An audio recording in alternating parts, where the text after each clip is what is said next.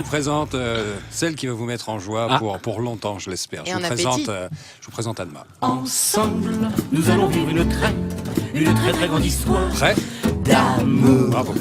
Patrice Carmos, bonsoir. Je me présente. Moi, c'est Anma. Dans le jargon des conseils de classe, on pourrait dire que je suis une sorte de redoublante de l'amour. C'est vrai que si je devais me définir, eh bien, je dirais que je me sens un peu comme un panneau stop qu'on aurait installé en pleine banquise, devant lequel, du coup, malheureusement, personne ne s'arrête jamais. Et c'est un peu dommage. Bref, je suis célibataire et ravie de vous rencontrer. D'autant plus ravie que même si physiquement, il faut bien avouer que ça fait près de 25 ans maintenant que vous avez l'air d'en avoir 70, et bien malgré ça, c'est pas tous les jours qu'on rencontre un journaliste de talent qui bien que largement plus instruit que la majorité des animateurs du PAF, s'est fait connaître en jouant les crétins de service aux côtés de cette sorte de Louis de Funès de proximité qui est Christophe de Chavannes, un ascendant loser que vous assumez parfaitement dans le sens où vous dites on n'est jamais le contraire de ce que l'on est réellement, une phrase assez puissante qui aurait probablement pu sortir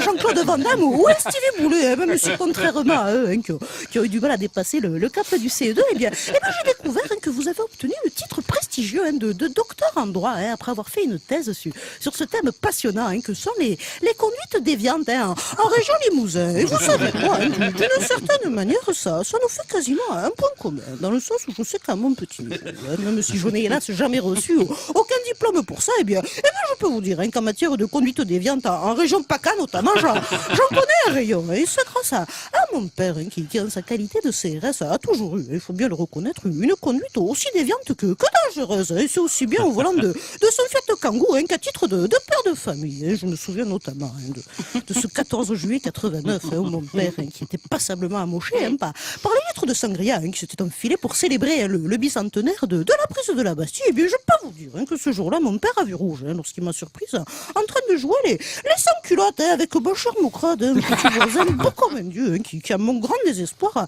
malheureusement perdu la tête. Et ce, hélas, dans le sens propre du terme, après avoir bêtement trébuché sur la scie circulaire que mon père utilisait en été comme ventilateur d'appoint, une habitude vraiment dangereuse qui 2 jours plus tôt avait déjà coûté la vie à Scooby, mon lapin nain. Et en parlant de nain, justement, dans votre dernier ouvrage intitulé Comment perdre une élection présidentielle à coup sûr, vous abordez la question de l'échec en politique, en expliquant que le but n'est pas de conquérir le pouvoir, ni même de l'exercer, mais au contraire de perdre, pour ne pas avoir à supporter ce fardeau insupportable. Et je suis à mon petit niveau, n'ayant malheureusement jamais eu à supporter ce fardeau que le pouvoir de séduction sur les hommes, et bien je m'autant vous dire que la candidate qui est en moi serait absolument ravie à l'idée de pouvoir glisser sur la peau de votre banane. Si vous voulez ce que je veux dire. Sur cette petite confidence, je vous laisse réfléchir à ma proposition. En attendant, sachez qu'après l'émission, eh bien, j'irai tenter ma chance à la Réunion, où paraît-il, les